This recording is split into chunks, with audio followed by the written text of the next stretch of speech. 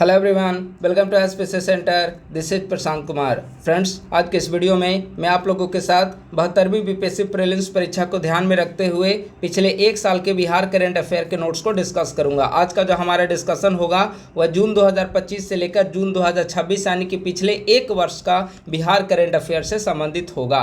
अगर आप लोग हमारे यूट्यूब चैनल पर नए हैं तो हमारे यूट्यूब चैनल को सब्सक्राइब कर लें और हमारे टेलीग्राम ग्रुप @ISPC सेंटर को आप लोग जरूर ज्वाइन करें। आइए अब इसका डिस्कशन हम लोग प्रारंभ करते हैं।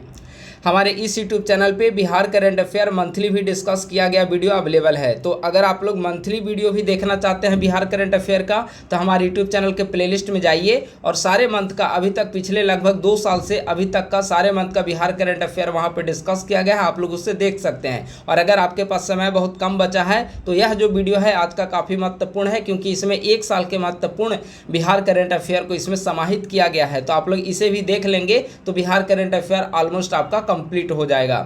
आइए हम लोग डिस्कशन प्रारंभ करते हैं। पहला पॉइंट है पद्म अवार्ड 2026। आप लोग जानते हैं कि प्रतिवर्ष भारत सरकार के द्वारा पद्म पुरस्कार प्रदान किया जाता है और हर वर्ष की भांति इस बार भी पद्म पुरस्कार प्रदान किया गया है, जिनमें इस बार कुल विजेता हैं 131, यानी कि 131 लोगों को पद्म पुरस्कार 2026 प्रदान किया गया है। इन 131 लोगों में 19 महिलाएं भी शामिल हैं।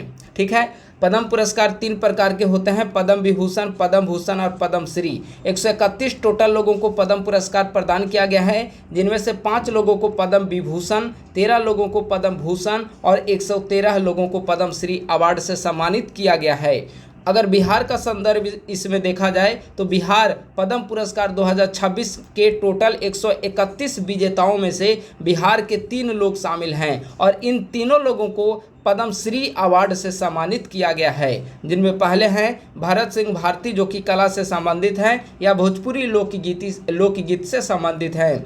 दूसरे हैं स्वर्गीय विश्वबंधु जी, यह भी कला क्षेत्र से संबंधित रहे हैं, डोमकच लोक नृत्य का यह प्रतिनिधित्व करते हैं। और तीसरे व्यक्ति जो बिहार से संबंधित हैं और जिन्हें पद्म श्री अवार्ड दिया गया वह हैं डॉक्टर गोपाल जी त्रिवेदी, यह विज्ञान और इंजीनियरिंग क्षेत्र से संबंधित रहे हैं और यह मुख्य रूप से कृषि वैज्ञानिक हैं। तो इस बार 131 लोगों को पद्म पुरस्कार 2026 से भारत सरकार के द्वारा सम्मानित किया गया है, जिनमें से बिहार के 3 लोग शामिल हैं और इन तीनों लोगों को पद्म श्री अवार्ड से सम्मानित किया गया था। और इन 3 लोगों में भरत सिंह भारती, स्वर्गीय विश्वबंधु जी और गोपाल जी त्रिवेदी शामिल हैं। यह हो गया पद्म पुरस्कार 2026।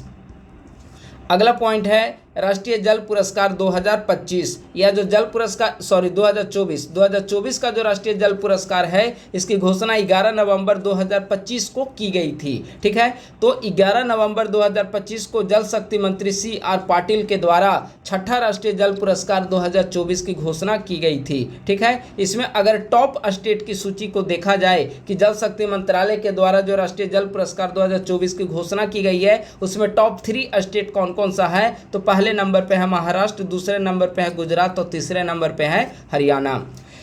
राष्ट्रीय जल पुरस्कार 2024 में जल संरक्षण के लिए बिहार के 5 जिलों को सम्मानित किया गया है। तो बिहार के वे 5 जिले कौन कौन से हैं जिन्हें राष्ट्रीय जल पुरस्कार 2024 से सम्मानित किया गया जल संरक्षण के लिए? उनमें नालंदा, कैमूर, रोहतास, पूर्वी चंपारण और कटिहार शामिल है। राष्ट्रीय जल पुरस्कार व्यक्तिगत श्रेणी में मुंगेर के रहने वाले किशोर जायसवाल को दिया गया है। ठीक है, तो काफ़ी महत्वपूर्ण है। राष्ट्रीय जल पुरस्कार व्यक्तिगत श्रेणी में किस व्यक्ति को दिया गया? मुंगेर के रहने वाले किशोर जायसवाल को। टॉप 3 स्टेट में महाराष्ट्र, गुजरात और हरियाणा शामिल है। इसके अलावा एक और महत्वपूर्ण बिंदु है जल पुरस्कार 2024 से संबंधित, वह है जल संचय जन भागीदारी श्रेणी में उल्लेखनीय योगदान के लिए कटिहार को राष्ट्रीय स्तर पर सम्मानित किया गया है। अगला है बिहार सेमीकंडक्टर नीति 2026। अब सभी जानते हैं कि बिहार सरकार के द्वारा टेक्नोलॉजी को बढ़ावा देने के लिए कई सारे नए इनिशिएटिव उठाए जा रहे हैं, जिनमें से एक महत्वपूर्ण इनिशिएटिव है Bihar semiconductor policy 2026। Bihar semiconductor policy 2026 को बिहार कैबिनेट के द्वारा 29 जनवरी 2026 ईस्वी को मंजूरी प्रदान की गई है। यह बिहार सरकार के 7 निश्चय भाग 3 के अंतर्गत समृद्ध उद्योग सशक्त बिहार का एक हिस्सा है। ठीक है, बिहार सरकार के द्वारा 7 निश्चय भाग 3 पार्ट 3 की जो घोषणा की गई है उसके अंतर्गत 7 निश्चय में से एक निश्चय शामिल है समृद्ध उद्योग सशक्त बिहार। और इसी के अंतर्गत बिहार सेमीकंडक्टर पॉलिसी 2026 को बिहार सरकार के द्वारा लाया गया है, जिसकी मंजूरी 29 जनवरी 2026 ईस्वी को प्रदान की गई थी। बिहार सेमीकंडक्टर पॉलिसी 2026 के महत्वपूर्ण लक्ष्य क्या हैं? तो इनमें पहला महत्वपूर्ण लक्ष्य है कि अगले 5 वर्षों में बिहार के जीएसडीपी में सेमीकंडक्टर क्षेत्र का योगदान 5% तक हासिल कर लेना है। यानी कि बिहार का जितना जीएसडीपी है उसमें सेमीकंडक्टर क्षेत्र की हिस्सेदारी अगले 5 वर्षों के अंदर अंदर 5% तक होनी चाहिए। यह महत्वपूर्ण लक्ष्य है बिहार सेमीकंडक्टर पॉलिसी 2026 का। दूसरा महत्वपूर्ण लक्ष्य है अगले 5 वर्षों में 50,000 सेमीकंडक्टर पेशेवर को तैयार करना। तीसरा महत्वपूर्ण लक्ष्य है 2030 ईस्वी तक लगभग 25,000 करोड़ का निवेश का लक्ष्य प्राप्त करना तथा 2 लाख लोगों को रोजगार प्रदान करना सेमीकंडक्टर इंडस्ट्री के अंतर्गत। और अंतिम लक्ष्य है कि सेमीकंडक्टर उद्योग लगाने वाली कंपनियों को वित्तीय मदद प्रदान करना। और इस सेमीकंडक्टर पॉलिसी के अंतर्गत आईआईटी पटना में semiconductor research and development centre की स्थापना का भी निर्णय लिया गया है। तो यह स्पेशली पहला पॉइंट काफ़ी महत्वपूर्ण है कि अगले 5 वर्षों तक, 5 वर्षों का मतलब 2030 ईस्वी तक बिहार के जीएसडीपी में सेमीकंडक्टर क्षेत्र का योगदान बढ़ाकर कितना हासिल करना है? 5% हासिल करना है। तो यह हो गया सेमीकंडक्टर पॉलिसी 2026 के महत्वपूर्ण लक्ष्य। अब इस सेमीकंडक्टर पॉलिसी के तहत प्रोत्साहन क्या दिया जाएगा? अगर कोई व्यक्ति इंडस्ट्री स्थापित करता है, किसी कंपनी के द्वारा यहाँ इंडस्ट्री स्थापित की जाती है, तो पहला प्रोत्साहन है अनुमोदित परियोजना लागत के प्रति 100 करोड़ पर 1 रुपये की टोकन राशि में 1 करोड़ भूमि प्रदान करना। दूसरा, अगले 10 वर्षों के लिए SGST का 100% प्रतिपूर्ति प्रदान करना। ठीक है, तो यह हो गया आपका सेमीकंडक्टर पॉलिसी 2026। अगला आइए बिहार के प्रमुख रामसर स्थल। आप सभी जानते हैं कि भारत में रामसर स्थलों की संख्या बढ़कर कितनी हो गई है? 100। ठीक है, 100 में से 6 रामसर स्थल जो है वह बिहार में स्थित है। कौन कौन से 6 रामसर स्थल बिहार में स्थित है? पहला है कांवर झील बेगूसराय, दूसरा नागी पक्षी अभयारण्य जमुई, नकटी पक्षी अभयारण्य जमुई, गोकुल जलाशय बक्सर, उदयपुर झील पश्चिम चंपारण और गोगाबिल झील कटिहार। ये 6 रामसर स्थल बिहार में स्थित हैं। कांवर झील बेगूसराय, नागी पक्षी अभयारण्य जमुई, नकटी पक्षी अभयारण्य जमुई, गोकुल जलाशय बक्सर, उदयपुर झील पश्चिम चंपारण और गोगाबिल कटिहार। ठीक है, अगर रामसर स्थल के संरक्षण से कुछ संबंधित कुछ महत्वपूर्ण तथ्यों को देखा जाए तो रामसर जो है ईरान में स्थित है और इससे संबंधित 1971 ईस्वी में संधि हुई थी। 1975 ईस्वी में इस संधि को लागू किया गया। भारत में 1982 ईस्वी में इसे लागू किया गया है और 2 फरवरी को प्रतिवर्ष वेटलैंड डे यानी कि आर्द्रभूमि दिवस 2 फरवरी को मनाया जाता है। भारत में रामसर स्थलों की संख्या अभी हमने ऊपर डिस्कस किया कि भारत में रामसर स्थलों की कुल संख्या कितनी है? 100 है। सबसे ज़्यादा रामसर स्थल भारत में कहाँ पर है? तो सबसे ज़्यादा जो रामसर स्थल है वह भारत में तमिलनाडु में सबसे ज़्यादा रामसर स्थल स्थित है। तमिलनाडु में रामसर स्थलों की संख्या है 20। बिहार जो है रामसर स्थलों की संख्या के संबंध में अगर देखा जाए तो बिहार तीसरे नंबर पे है। बिहार और पंजाब ये तीसरे नंबर पे आता है।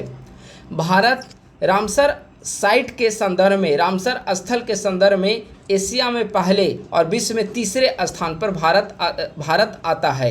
विश्व में देखा जाए तो भारत रामसर स्थलों की संख्या के संबंध में तीसरे स्थान पे है। पहले नंबर पे यूके और दूसरे नंबर पे मैक्सिको। और एशिया में भारत पहले नंबर पे है, लेकिन विश्व में भारत तीसरे नंबर पे है। और बिहार का देखा जाए तो बिहार जो है भारत में तीसरे नंबर पे है। बिहार में रामसर स्थलों की संख्या कितनी है? टोटल 6। और पूरे भारत में रामसर स्थलों की संख्या कितनी है? 100। अब आइए 7 निश्चय कार्यक्रम। ठीक है, 7 निश्चय कार्यक्रम आप सभी जानते हैं कि हाल ही में बिहार सरकार के द्वारा 7 निश्चय पार्ट 3 को लॉन्च किया गया है। 7 निश्चय पार्ट 1 2015 से 20 की अवधि के लिए, पार्ट 2 2020 से 25 की अवधि के लिए लाया गया था और पार्ट 3 जो है 2025 से 30 की अवधि के लिए लाया गया। और 7 निश्चय पार्ट 3 को बिहार सरकार की कैबिनेट के द्वारा 16 दिसंबर 2025 ईस्वी को मंजूरी प्रदान की गई है। तो 7 निश्चय पार्ट 3 में कौन कौन से 7 निश्चय शामिल हैं? पहला है दोगुना रोजगार दोगुनी आय, दूसरा समृद्ध उद्योग सशक्त बिहार, तीसरा कृषि में प्रगति प्रदेश की समृद्धि, चौथा उन्नत शिक्षा उज्जवल भविष्य। ये सातों निश्चय को आप लोग याद रखेंगे, ठीक है। पांचवा है सुलभ स्वास्थ्य सुरक्षित जीवन, छठा मजबूत आधार आधुनिक विस्तार और सातवां है सबका सम्मान जीवन आसान। ये 7 निश्चय पार्ट 3 के सातों लक्ष्य शामिल हैं, जिसे आपको याद रखना बहुत जरूरी है। इसके अंतर्गत 7 निश्चय पार्ट 3 के अंतर्गत देखा जाए तो वर्ष 2030 ईस्वी तक बिहार सरकार के द्वारा 1 करोड़ युवाओं के लिए नौकरी और रोजगार के अवसर उपलब्ध कराने का लक्ष्य रखा गया है। साथ ही वर्ष 2030 ईस्वी तक न्यूनतम 50 लाख करोड़ रुपए निजी निवेश का भी लक्ष्य बिहार सरकार के द्वारा 7 निश्चय पार्ट 3 के अंतर्गत रखा गया है। तो 2030 ईस्वी तक 1 करोड़ युवाओं को नौकरी और रोजगार का अवसर प्रदान करना और 2030 ईस्वी तक न्यूनतम 50 लाख करोड़ रुपए का निजी निवेश को प्राप्त करना 7 निश्चय पार्ट 3 के महत्वपूर्ण लक्ष्य हैं। और सातों जो हमने बताया निश्चय उसे भी आप लोग याद रखेंगे। अगला पॉइंट जो काफ़ी महत्वपूर्ण है, बिहार में 3 नए विभागों का गठन किया गया है, ठीक है। और इसी के साथ बिहार में वर्तमान समय में विभागों की कुल संख्या है 48। केंद्र सरकार में विभाग को मंत्रालय के नाम से जाना जाता है, लेकिन राज्य सरकार के अंतर्गत इसे विभाग कहा जाता है, ठीक है। तो विभाग की कुल संख्या बिहार में कितनी है? 48। हाल ही में 3 नए विभाग का गठन किया गया। कौन कौन से 3 नए विभाग का गठन किया गया? पहला है युवा रोजगार एवं कौशल विभाग, दूसरा उच्च शिक्षा विभाग और तीसरा नागर विमानन विभाग। ये 3 नए विभाग का गठन बिहार सरकार के द्वारा हाल ही में किया गया है। वर्तमान समय में बिहार में विभागों की कुल संख्या है 48। 3 ऐसे विभाग हैं जिसका नाम परिवर्तन भी किया गया है। क्या नाम परिवर्तन किया गया?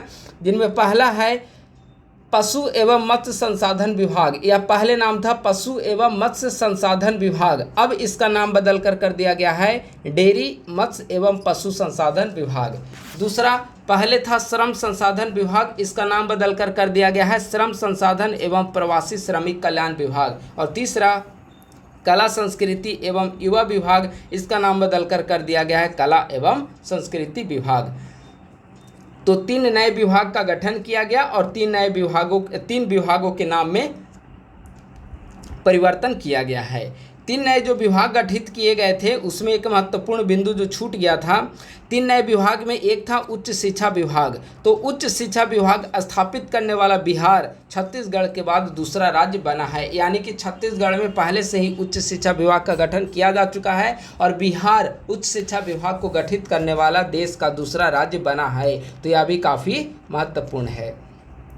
तो यह हो गया बिहार के महत्वपूर्ण विभाग से संबंधित।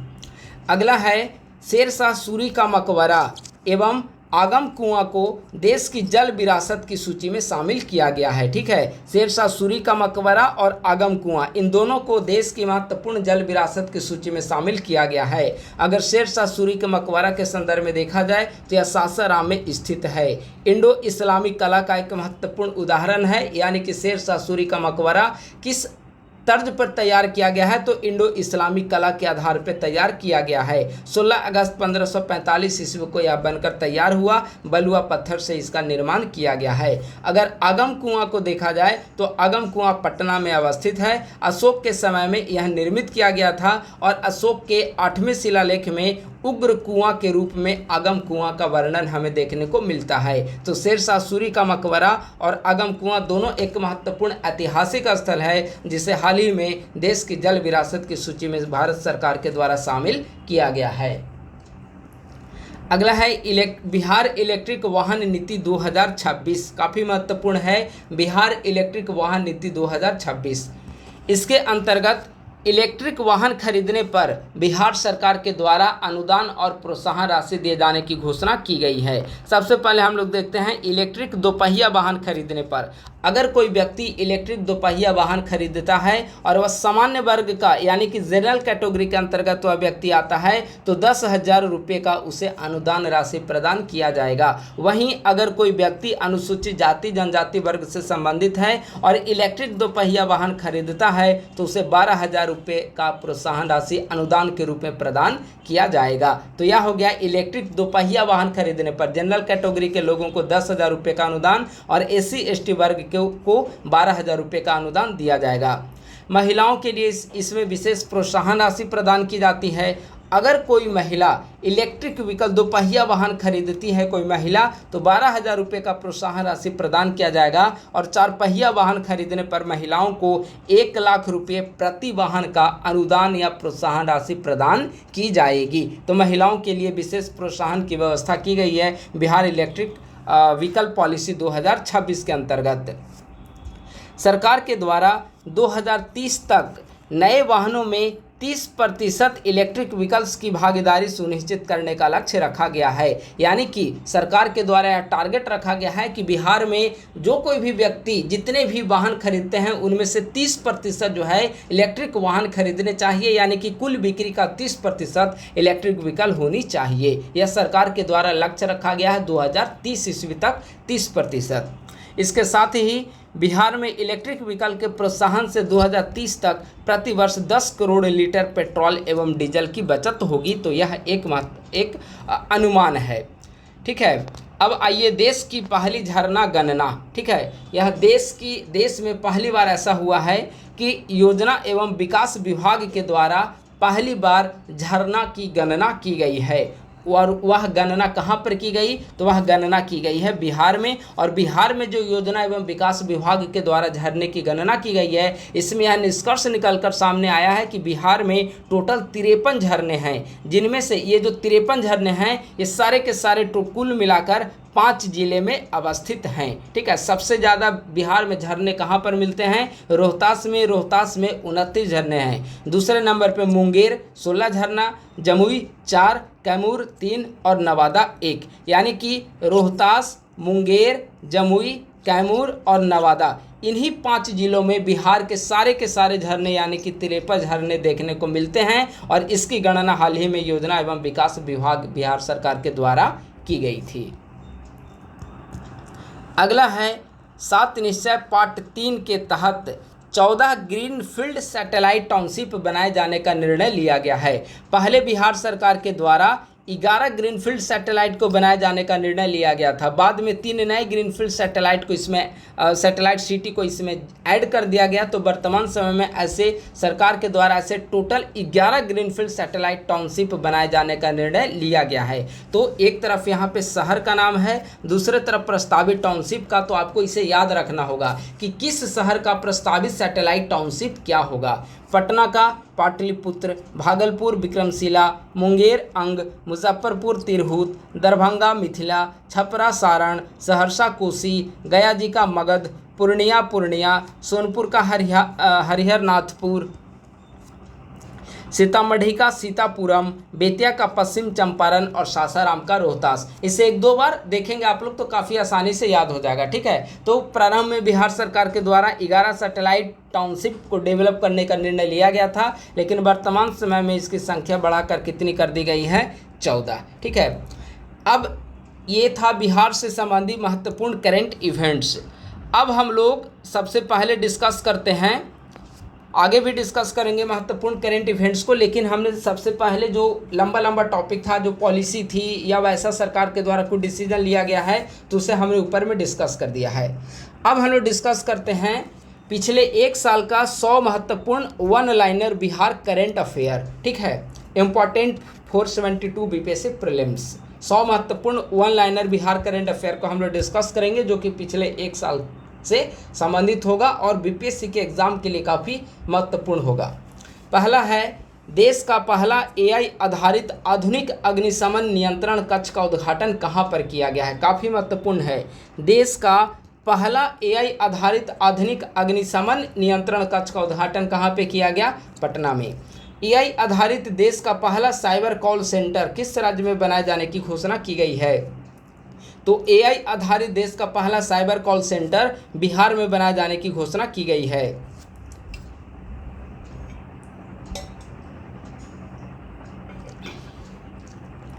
अगला पॉइंट है, हाल ही में भारत नेपाल सीमा पर स्थित किस स्थान पर विदेशी मुद्रा विनिमय की सुविधा शुरू की गई है? तो पश्चिम चंपारण के रक्सौल में जो कि भारत नेपाल सीमा पर स्थित है। चंपारण के रक्सौल में विदेशी मुद्रा विनिमय की सुविधा बिहार सरकार के द्वारा प्रारंभ की गई है।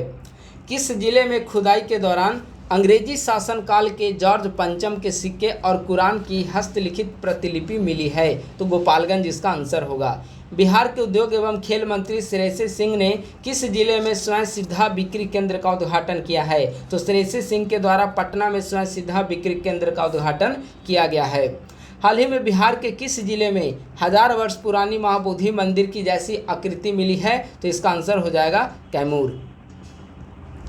हाल ही में न्यायमूर्ति श्री चंद्रशेखर सुप्रीम कोर्ट के न्यायाधीश बने हैं। बताइए कि ये बिहार के किस जिले के निवासी हैं? तो श्री चंद्रशेखर जो हाल ही में सुप्रीम कोर्ट के न्यायाधीश बने हैं, ये बिहार के मुजफ्फरपुर जिले के रहने वाले हैं। बिहार की पहली एरो सिटी के रूप में किसे विकसित किया जा रहा है? बिहार की पहली एरो सिटी, तो बिहार की पहली एरो सिटी के रूप में हरिहरनाथपुर को विकसित किया जा रहा है, किए जाने की घोषणा की गई है। आम लोगों की शिकायतों के निष्पादन हेतु बिहार सरकार के द्वारा रियल टाइम मॉनिटरिंग पर आधारित किस पोर्टल को लॉन्च किया गया है? इसका आंसर हो जाएगा सहयोग पोर्टल। 32वीं राज्य स्तरीय बाल विज्ञान कांग्रेस 2026 की मेजबानी किस जिले के द्वारा की जाएगी? ठीक है, तो 32वीं राज्य स्तरीय बाल विज्ञान कांग्रेस 2026 की मेजबानी बेगूसराय के द्वारा की जाएगी। अगला है IAS अधिकारी विश्वनाथ सिन्हा को केरलम सरकार का नया मुख्य सचिव नियुक्त किया गया है। बताएं कि विश्वनाथ सिन्हा बिहार के किस जिले के निवासी हैं? तो ये बिहार के भागलपुर के निवासी हैं।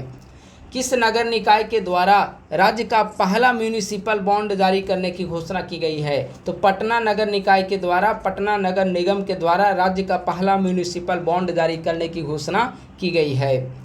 देश का तीसरा और बिहार का पहला निफ्टेम कहाँ पर स्थापित किया जाएगा? ठीक है, तो बिहार का पहला निफ्टेम ये स्थापित किया जाएगा हाजीपुर में। यह देश का तीसरा निफ्टेम होगा। तो पहला जो है हरियाणा के सोनीपत में, और दूसरा तमिलनाडु में, और तीसरा होगा बिहार के हाजीपुर में। यानी कि बिहार में जो निफ्टेम की स्थापना की जाएगी वह देश का तीसरा होगा। पहला सोनीपत हरियाणा में, दूसरा तमिलनाडु में, और तीसरा हाजीपुर बिहार में। अगला पॉइंट है जन धन खाते के मामले में भारत में बिहार का कौन सा स्थान है? तो जन धन खाते के संदर्भ में अगर देखा जाए तो बिहार में दूसरा स्थान, भारत में बिहार का दूसरा स्थान है। और जन धन खाते के संदर्भ में पूरे भारत में पहला स्थान पे है यूपी और दूसरे स्थान पे है बिहार। विकसित भारत जी राम जी योजना पूरे बिहार में कब से लागू की जाएगी? तो विकसित भारत जी राम जी योजना पूरे बिहार में 1 जुलाई 2026 से लागू की जाएगी। ब्रेन सर्जरी के लिए देश का पहला अत्यंत हल्का और स्वदेशी उपकरण सर्जरी ट्रैक्टर किस संस्थान के द्वारा विकसित किया गया है? तो इसका विकास हाल ही में एम्स पटना के द्वारा किया गया है। बिहार राज्य के नए महाधिवक्ता कौन बनाए गए हैं? तो बिहार राज्य के नए महाधिवक्ता बनाए गए हैं SD संजय। मुख्यमंत्री होम स्टे प्रोत्साहन योजना के तहत महिलाओं को अपना घर होम स्टे के रूप में विकसित करने के लिए कितने रुपए की वित्तीय सहायता दी जाएगी? तो मुख्यमंत्री होम स्टे योजना के तहत महिलाओं को अपना घर होम स्टे के रूप में विकसित करने के लिए 11 लाख रुपए की वित्तीय प्रोत्साहन राशि प्रदान की जाएगी। अगला पॉइंट है बिहार का पहला नहर सोलर प्लांट, काफ़ी महत्वपूर्ण है। बिहार का पहला नहर सोलर प्लांट कहाँ स्थापित किया गया है? तो बिहार का पहला नहर सोलर प्लांट स्थापित किया गया है पटना के विक्रम में। तो आप लोग पटना याद रखेंगे। बिहार का पहला नहर सोलर प्लांट पटना में। राज्य सरकार के द्वारा अगले 2 वर्षों में राज्य में कितने जीविका दीदियों को लखपति दीदी बनाने का लक्ष्य रखा गया है? तो राज्य सरकार के द्वारा अगले 2 वर्षों में राज्य में 1 करोड़ जीविका दीदी को लखपति दीदी बनाए जाने का लक्ष्य रखा गया है। वर्तमान समय में बिहार में लखपति दीदी की संख्या कितनी है? लगभग 48 लाख। और आने वाले 2 वर्षों में इस संख्या को बढ़ाकर टारगेट कितना रखा गया है? 1 करोड़। अगला पॉइंट है नीति आयोग की शासी परिषद नीति आयोग की गवर्निंग काउंसिल की 11वीं बैठक में बिहार की तरफ से किसने भाग लिया है? तो नीति आयोग की गवर्निंग काउंसिल की 11वीं बैठक में बिहार की तरफ से बिहार के माननीय मुख्यमंत्री सम्राट चौधरी ने हिस्सा लिया। और गवर्निंग काउंसिल की अध्यक्षता किसके द्वारा की गई? प्रधानमंत्री नरेंद्र मोदी के द्वारा इसकी अध्यक्षता की गई थी। राज्य का इकलौता तिब्बी अस्पताल का निर्माण कहाँ किया जा रहा है? तो राज्य का इकलौता तिब्बी अस्पताल का निर्माण किया जा रहा है पटना में। बिहार का पहला शिल्प ग्राम यानी कि क्राफ्ट विलेज का दर्जा किसे दिया गया? बिहार का पहला क्राफ्ट विलेज का दर्जा दिया गया है मधुबनी के जितवारपुर में, ठीक है। और इसके अलावा बिहार में 4 अन्य क्राफ्ट विलेज की स्थापना का लक्ष्य सरकार के द्वारा रखा गया है, ठीक है। तो एक पहले से है बिहार का पहला शिल्प ग्राम या पहला क्राफ्ट विलेज जितवारपुर मधुबनी में, और इसके अलावा 4 अन्य शिल्प ग्राम की स्थापना की चर्चा की गई है, जिसे हम लोग आगे करंट में डिस्कस करेंगे इसी वीडियो में। प्रत्येक पंचायत में कन्या विवाह मंडप बनाने वाला बिहार का पहला प्रखंड कौन बना? तो प्रत्येक पंचायत में कन्या विवाह मंडप बनाने वाला बिहार का पहला प्रखंड है दरभंगा का किरतपुर प्रखंड। भारत विस्तार का आधिकारिक लोगो अपनाने वाला देश का पहला राज्य कौन बना? ठीक है, सबसे पहले यह समझिए कि भारत विस्तार है क्या। तो भारत विस्तार इस बार के बजट में केंद्र सरकार के द्वारा भारतीय किसानों को एआई आधारित चैटबॉट के रूप में भारत विस्तार का अनावरण किया गया है। यानी कि भारतीय किसान जो हैं वे अब एआई से किसी प्रकार के सवाल को पूछ सकते हैं, और इसे ही भारत विस्तार नाम दिया गया है। यानी कि भारत विस्तार एक प्रकार का एआई चैटबॉट है, जिससे किसान अपनी समस्याओं का समाधान कर सकते हैं, अपनी समस्याओं को सुलझा सकते हैं। तो भारत विस्तार केंद्र सरकार के द्वारा बजट में घोषणा की गई है। तो भारत विस्तार का आधिकारिक लोगो अपनाने वाला देश का पहला राज्य कौन बना? तो आधिकारिक लोगो अपनाने वाला देश का पहला राज्य बना है बिहार। राज्य मंत्रिपरिषद ने हाल ही में किन 2 जिलों को नागरिक सुरक्षा जिला बनाने की मंजूरी प्रदान की है? तो ये हो जाएंगे गया जी और दूसरा हो जाएगा मुंगेर। बिहार में सीआईएसएफ का प्रशिक्षण केंद्र कहां पर खोला जाएगा? तो हाल ही में किशनगंज के पोठिया में सरकार के द्वारा जमीन आवंटित की गई है सीआईएसएफ का प्रशिक्षण केंद्र खोलने के लिए, ठीक है। तो आप लोग याद रखेंगे किशनगंज के पोठिया में। किस देश के राष्ट्रपति की भारत यात्रा के दौरान मिथिला मखाना भेंट किया गया? वियतनाम के राष्ट्रपति। और महत्वपूर्ण है कि वियतनाम के राष्ट्रपति जब भारत आए तो इनका आगमन कहाँ पर हुआ? बोधगया में। चूंकि वियतनाम एक बौद्ध स्टेट है, तो ये सबसे पहले बोधगया में उतरे और उसके बाद इनका भारत भ्रमण हुआ, और भारत इंडिया विजिट के दौरान इन्हें मिथिला मखाना भेंट किया गया था। तो यह काफ़ी महत्वपूर्ण है, चूँकि बिहार के कल्चर से संबंधित है। हीट वेव रोकने के उपायों के लिए बिहार का कौन सा जिला देश का पहला मॉडल जिला बना है? तो हीट वेव रोकने के उपायों के लिए बिहार का पटना जिला देश का पहला मॉडल जिला बना है, और यह बेसिकली यूएनडीपी के सहयोग से इस मॉडल को तैयार किया गया है। अगला पॉइंट है, मुख्यमंत्री आवास का नया नाम बदलकर क्या कर दिया गया है? मुख्यमंत्री आवास, जिसे एक अन्य मार्ग कहा जाता है, एक अन्य मार्ग मुख्यमंत्री आवास, ठीक है। तो मुख्यमंत्री आवास एक अन्य मार्ग का नाम बदलकर लोक सेवक आवास कर दिया गया, ठीक है। पहले जब नीतीश कुमार उस आवास में रहते थे तो एक अन्य मार्ग या मुख्यमंत्री आवास के नाम से जाना जाता था, लेकिन अब मुख्यमंत्री आवास का नाम बदलकर कर दिया गया है लोक सेवक आवास। बिहार की पहली एलपीजी मुक्त सोसाइटी कौन बनी है? तो बिहार की पहली एलपीजी मुक्त सोसाइटी बनी है मुजफ्फरपुर की धरफारी एनक्लेव, ठीक है। मुजफ्फरपुर का धरफारी एनक्लेव बिहार की पहली एलपीजी मुक्त सोसाइटी बनी है।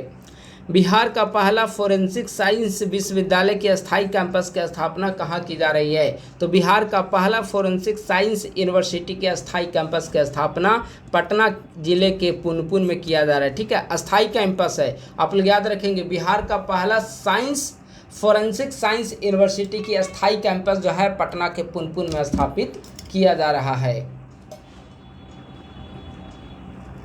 अगला पॉइंट है, आंगनवाड़ी केंद्र में बच्चों के हेल्थ कार्ड बनवाने में बिहार का कौन सा स्थान है?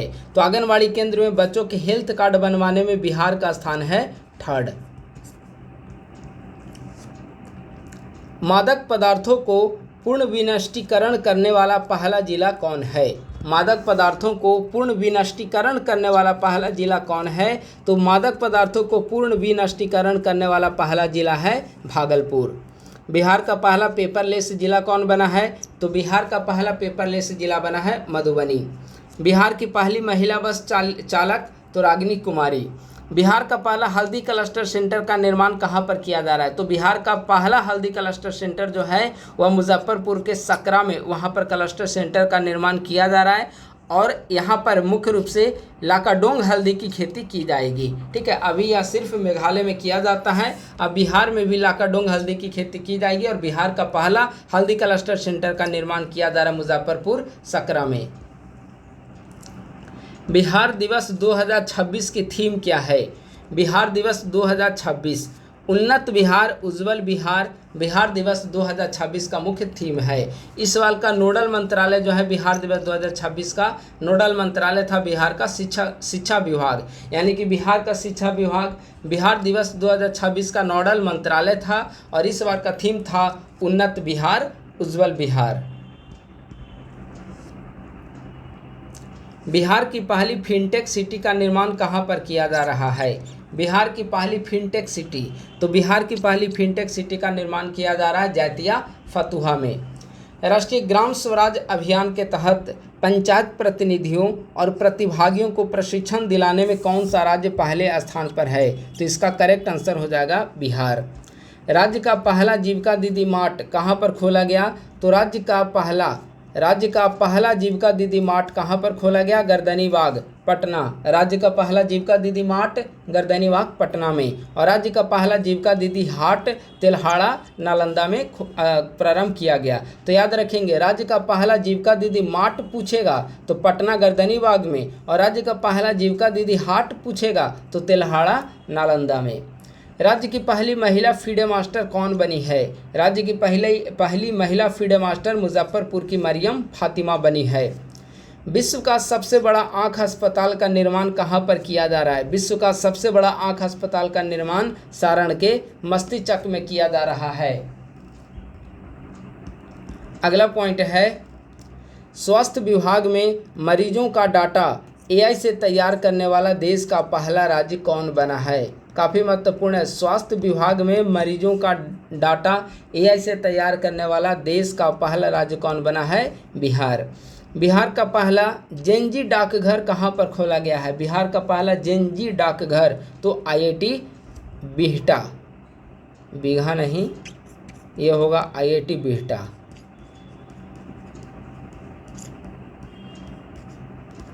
ठीक है, तो बिहार का पहला जेएनजी डाकघर कहाँ पर खोला गया? IIT बिहटा में। मरीजों को मुफ्त दवा देने में कौन सा राज्य अव्वल है? मरीजों को मुफ्त दवा देने में कौन सा राज्य अव्वल है? तो बिहार इसमें नंबर 1 पे है। अगला पॉइंट है, एक पेड़ माँ के नाम अभियान के तहत बिहार के किस नगर निगम को भारत के शीर्ष 10 शहरों में चुना गया? इसका आंसर हो जाएगा आरा। काफ़ी महत्वपूर्ण है। एक पेड़ माँ के नाम अभियान के तहत बिहार के किस नगर निगम को भारत के शीर्ष 10 शहरों में चुना गया? इसका आंसर हो जाएगा आरा। चर्चा में रहा घृत कुमारी एवं शोकन बीज का संबंध किस फसल से है? आंसर हो जाएगा धान फसल। पाटलिपुत्र खेल परिसर में आयोजित द्वितीय बिहार महिला कबड्डी लीग की विजेता कौन टीम बनी है? तो पाटलिपुत्र खेल परिसर में द्वितीय बिहार महिला कबड्डी लीग का आयोजन किया गया, जिसकी विजेता टीम जो है वह मगध वॉरियर्स बनी है।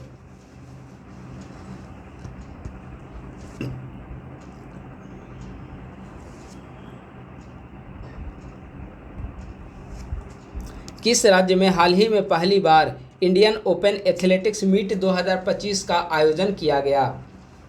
इंडियन ओपन एथलेटिक्स मीट 2025, ठीक है, इंडियन ओपन एथलेटिक्स मीट 2025 का आयोजन किस राज्य में पहली बार किया गया? तो इसका आंसर हो जाएगा बिहार।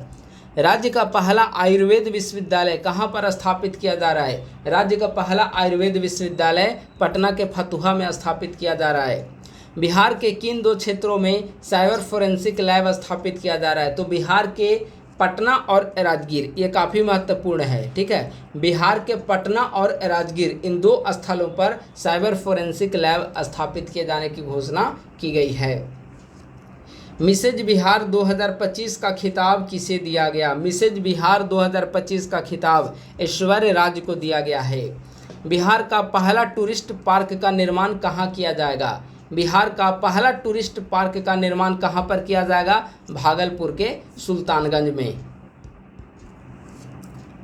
अगला पॉइंट है, बिहार का पहला ड्राई पोर्ट का उद्घाटन कहाँ किया गया है? बिहार का पहला ड्राई पोर्ट, यह भी काफ़ी महत्वपूर्ण है। पटना के बिहटा में बिहार का पहला ड्राई पोर्ट का स्थापना किया जा रहा है, ठीक है।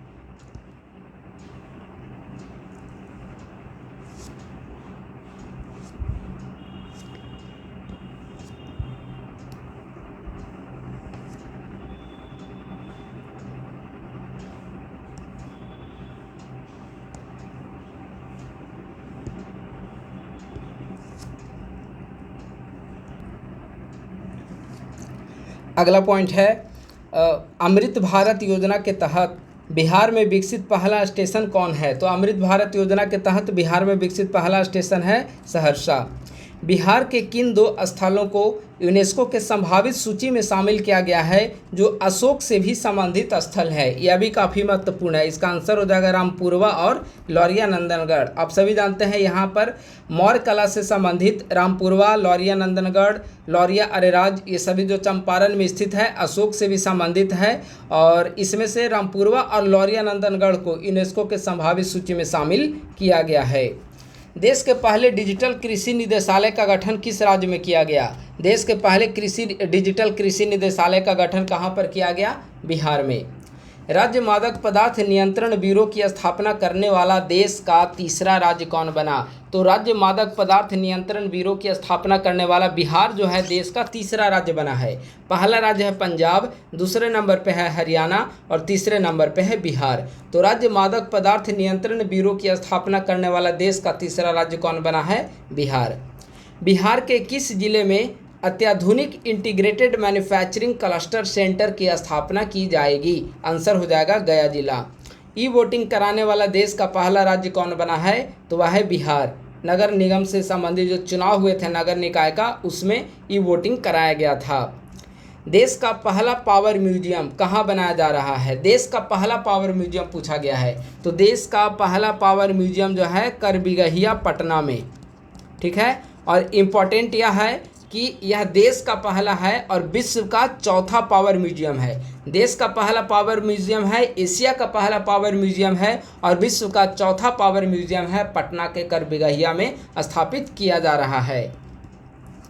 अगला पॉइंट है, राज्य का पहला आदिवासी जनजाति संग्रहालय का निर्माण किस जिले में किया जा रहा है? राज्य का पहला आदिवासी जनजाति संग्रहालय कैमूर के अधौरा प्रखंड में, ठीक है। प्रखंड का नाम याद रखेंगे, अधौरा प्रखंड। कहाँ पर, किस जिले में? कैमूर में। सभी थानों में दर्ज प्राथमिकी को अपडेट करने हेतु या सभी थानों में दर्ज प्राथमिकी का अपडेट देने हेतु पुलिस विभाग के द्वारा किस वेबसाइट को लॉन्च किया गया है? आंसर हो जाएगा दर्पण वेबसाइट। राष्ट्रीय मखाना अनुसंधान केंद्र कहाँ स्थित है? राष्ट्रीय मखाना अनुसंधान केंद्र दरभंगा में स्थित है। जल स्रोतों का एटलस तैयार करने वाला देश का पहला राज्य कौन बना? जल स्रोतों का एटलस तैयार करने वाला देश का पहला राज्य बना है बिहार। राजस्व एवं भूमि सुधार विभाग के द्वारा जल स्रोतों का एटलस तैयार किया गया था। बिहार का पहला घड़ियाल अभयारण्य किस नदी पर बनाया जा रहा है? तो बिहार का पहला घड़ियाल अभयारण्य गंडक नदी पर, बिहार के गोपालगंज जिले में, ठीक है। तो यह हो गया महत्वपूर्ण वन लाइनर करेंट अफेयर। अब आइए महत्वपूर्ण करेंट इवेंट्स। अगर आप लोग नए होंगे तो हमारे यूट्यूब चैनल को ज़रूर सब्सक्राइब कर लीजिएगा और हमारे टेलीग्राम ग्रुप @ISPC सेंटर को भी आप लोग ज्वाइन कर लेंगे। अब हम लोग इम्पॉर्टेंट करेंट इवेंट्स को डिस्कस करते हैं। पहला पॉइंट है, राज्य सरकार ने हाल ही में थारू जनजातीय समुदाय के लोगों के विकास के लिए अलग से बजट राशि जारी करने की घोषणा की है। थारू जनजातीय समुदाय जो है बिहार में मुख्य रूप से पश्चिम चंपारण में रहते हैं और इनकी आबादी लगभग 2,20,000 है और पश्चिम चंपारण के 43 पंचायतों में थारू जनजातीय समुदायों का विस्तार है। तो हाल ही में राज्य सरकार के द्वारा थारू जनजातीय समुदाय के लोगों के विकास के लिए अलग से बजट राशि जारी करने की घोषणा की है। दूसरा पॉइंट है जो काफ़ी महत्वपूर्ण है, मुख्यमंत्री सम्राट चौधरी ने प्रत्येक माह के अंतिम रविवार को, काफ़ी महत्वपूर्ण है, इसे आप लोग ध्यान देकर सुनेंगे, मुख्यमंत्री सम्राट चौधरी ने प्रत्येक माह के अंतिम रविवार को राज्य की सभी ग्राम पंचायतों में पंचायत विकास दिवस के आयोजन की घोषणा की है और इसकी शुरुआत की गई है मुंगेर के टेटिया बम्बर प्रखंड के टेटिया ग्राम पंचायत से। यह काफ़ी महत्वपूर्ण है। पंचायत विकास दिवस की शुरुआत कब की गई? टेटिया बम्बर प्रखंड के टेटिया ग्राम पंचायत से, जो कि मुंगेर में स्थित है। और जो प्रथम दिवस आयोजित किया गया उसका थीम क्या था? महिला हितैषी पंचायत इसका थीम था। ठीक है, काफ़ी महत्वपूर्ण है। मुख्यमंत्री सम्राट चौधरी के द्वारा प्रत्येक माह के अंतिम रविवार को, यानी कि प्रत्येक महीने का जो लास्ट संडे होगा उस संडे को पंचायत विकास दिवस का आयोजन किया जाएगा। वहां पर ग्राम पंचायतों में ग्राम सभा का बैठक का आयोजन किया जाएगा। सभी ग्राम सभा के जो पदाधिकारीगण हैं, निर्वाचित पदाधिकारीगण हैं या फिर अधिकारीगण जो हैं पंचायत लेवल के, वे सभी उस बैठक में भाग लेंगे। वहां पर उनकी समस्याओं को सुलझाया जाएगा। ठीक है, और मुख्य रूप से सतत इसके अंतर्गत 9 लक्ष्य रखे गए हैं और इन 9 लक्ष्यों पर कार्य किया जाएगा। ठीक है, बिहार के सभी 8500 ग्राम पंचायतों में इसका शुभारंभ किया गया और इसकी शुरुआत की गई है मुंगेर से टेटिया बम्बर प्रखंड के टेटिया ग्राम पंचायत से। प्रथम आयोजन की थीम थी महिला हितैषी पंचायत। तो ये जो 9 लक्ष्य हैं सतत विकास के, इस पर ये मुख्य रूप से कार्य करेगी, जिनमें से 9 लक्ष्य, इसे याद रखना बहुत ज़रूरी है। 9 लक्ष्यों को क्या क्या है? 9 लक्ष्य। पहला है गरीबी मुक्त एवं उन्नत आजीविका पंचायत, दूसरा स्वस्थ पंचायत, तीसरा बाल हितैषी पंचायत, चौथा जल पर्याप्त पंचायत, पांचवा स्वच्छ और हरित पंचायत, छठा आत्मनिर्भर बुनियादी ढांचायुक्त पंचायत, सातवां सामाजिक न्याय एवं सामाजिक रूप से सुरक्षित पंचायत, आठवां सुशासन युक्त पंचायत और नौवां महिला हितैषी पंचायत। ठीक है, तो स्थानीयकृत सतत विकास के 9 लक्ष्य रखे गए हैं और प्रत्येक माह के जो अंतिम रविवार को पंचायत विकास दिवस मनाया जाएगा, इन्हीं में से कोई एक थीम पर आधारित होगा। ठीक है, जैसे पहले आयोजन की थीम रखा गया था महिला हितैषी पंचायत, तो इसकी शुभारंभ राज्य के सभी पंचायतों में कर दी गई है। अगला है national career service NCS portal के अनुसार देश में निबंधित बेरोजगारों में बिहार देश में दूसरे पायदान पर है, दूसरे नंबर पे है। पहले नंबर पे कौन है? पहले नंबर पे है महाराष्ट्र। बिहार में जो निबंधित बेरोजगार हैं, पूरे देश में जो कुल निबंधित बेरोजगार हैं उनका 8.65% बिहार में है और बिहार देश में दूसरे नंबर पे है। पहले नंबर पे महाराष्ट्र है। राज्य मंत्रिमंडल ने राज्य में AI को बढ़ावा देने के लिए 4 कंपनियों से MOU करने की घोषणा की है। इन 4 कंपनियों में गूगल, माइक्रोसॉफ्ट, कोरोवर और सर्वम AI, ये 4 कंपनियां हैं और इन 4 कंपनियों के साथ राज्य सरकार के द्वारा AI को बढ़ावा देने के लिए MOU करने की घोषणा की गई है। ठीक है, इसके अलावा एक और महत्वपूर्ण पॉइंट है कि राज्य सरकार के द्वारा गूगल को बिहार में GCC सेंटर स्थापित करने हेतु आमंत्रित किया गया है। ठीक है, तो इसे भी आप लोग ऐड कर लेंगे। अगला पॉइंट है राज्य मंत्रिमंडल ने राज्य में 5 नए निजी विश्वविद्यालय की स्थापना की मंजूरी दी है। 5 नए निजी विश्वविद्यालय की स्थापना की मंजूरी राज्य सरकार के द्वारा दी गई है। कौन कौन से 5 नए निजी विश्वविद्यालय स्थापित किए जाएंगे? पहला है सांझा विश्वविद्यालय मधुबनी में, बीवी गिरी विश्वविद्यालय सिवान, एसए विश्वविद्यालय नवादा, हिमालय विश्वविद्यालय पटना के पालीगंज और शीतयोग विश्वविद्यालय औरंगाबाद। ठीक है, ये 5 नए निजी विश्वविद्यालय की स्थापना की मंजूरी राज्य कैबिनेट के द्वारा हाल ही में दी गई है। तो कौन से विश्वविद्यालय कहाँ पे स्थापित किया जाएगा, इसका नाम आपको याद रखना जरूरी है। बिहार का पहला परमाणु बिजली घर बांका में तैयार किया जाएगा। बिहार का पहला परमाणु बिजली घर कहाँ पर तैयार किया जाएगा? बांका में तैयार किया जाएगा और वहाँ पे 700 यूनिट का 2 प्लांट स्थापित किया जाएगा, यानी कि टोटल क्षमता उसकी होगी 1400 मेगावाट। इस परमाणु बिजली घर को बटुआ जलाशय से पानी की आपूर्ति सुनिश्चित की जाएगी। बिहार के स्वास्थ्य विभाग ने राज्य में खाद्य सुरक्षा को मजबूत करने हेतु तुर्की मॉडल अपनाने की घोषणा की है। ठीक है, और इसके तहत 5 शहरों में अत्याधुनिक लैब स्थापित की जाएगी। मुजफ्फरपुर, भागलपुर, दरभंगा, पूर्णिया और गया जी, ये 5 शहरों में हाल ही में बिहार सरकार के स्वास्थ्य विभाग के द्वारा खाद्य सुरक्षा को मजबूत करने हेतु तुर्की मॉडल पर आधारित लैब स्थापित किया जाएगा। मुजफ्फरपुर, भागलपुर, दरभंगा, पूर्णिया और गया जी। वर्तमान समय में पटना हाईकोर्ट में जजों की कुल संख्या कितनी है? तो जजों की कुल संख्या हो गई है 44। अभी हाल ही में 7 नए जज नियुक्त किए गए हैं, तो जजों की कुल संख्या हो गई है 44। और वर्तमान समय में पटना हाईकोर्ट में जजों की कुल स्वीकृत पदों की संख्या कितनी है? 53। तो 53 में अभी 44 जो हैं वे कार्यरत हैं, 53 स्वीकृत पद है। ज्ञान भारतम मिशन के तहत चल रहे राष्ट्रीय पांडुलिपि सर्वेक्षण में ब्रिक्स ने बिहार ने देश भर में 5वां स्थान हासिल किया है। यानी कि अभी ज्ञान भारतम मिशन के तहत जो राष्ट्रीय पांडुलिपि सर्वेक्षण पूरे देश भर में चलाया जा रहा है, उसके अंतर्गत बिहार देश में 5वें नंबर पे है। पहले नंबर पे है यूपी। ठीक है, एक और महत्वपूर्ण है कि बिहार तो देश में 5वें नंबर पे है, लेकिन बिहार के अंतर्गत कौन सा जिला पहले नंबर पे है? तो जिलावार आंकड़ों में अगर देखा जाए तो बिहार में मधुबनी जिला जो है वह इसके अंतर्गत पांडुलिपि सर्वेक्षण में पहले नंबर पे आता है। राज्य में ग्रीनफील्ड सैटेलाइट टाउनशिप के विकास हेतु हुडको के साथ 1 लाख करोड़ रुपए का एमओयू पर हस्ताक्षर किया गया है।